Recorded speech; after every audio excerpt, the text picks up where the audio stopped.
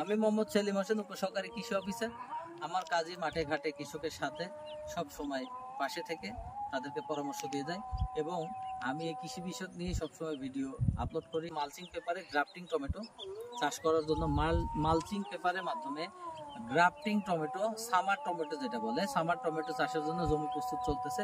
মালচিংটা set হবে, কিন্তু ঘন বৃষ্টির কারণে আমাদের মালচিংটা সময় মতো সেট করতে পারছে না। কেবল নমুনা আর কি ধরানো হয়েছে যাতে বৃষ্টিতে না ভিজে। পরবর্তীতে এই বেডগুলাকে সুন্দর করে ফিনিশিং করে এটা সুন্দর মাটি তৈরি করে তারপর সুন্দর করে বসানো হবে, যাতে এই যে এইভাবে বসাই আমরা সামার টমেটোটা এখানে রোপণ করব। আমাদের এই সুবান ভাই এই সামার টমেটোটা এখানে চাষ করবেন। ঠিক আছে, আপনারা এই প্রযুক্তিটা সবাই ফলো করবেন। বর্ষাকালে মালচিং পেপার ছাড়া আপনার কোনো ফসলই ভালো হয় না, কারণ ঘন ঘন বৃষ্টি হয়।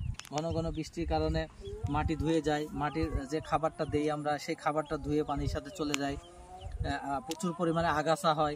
এই যে বিভিন্ন সমস্যাগুলোর থেকে বিভিন্ন সমস্যাগুলোর থেকে বাঁচার জন্যই আমরা এই মালচিং পেপারটা ব্যবহার করি। ঠিক আছে, ভালো থাকবেন।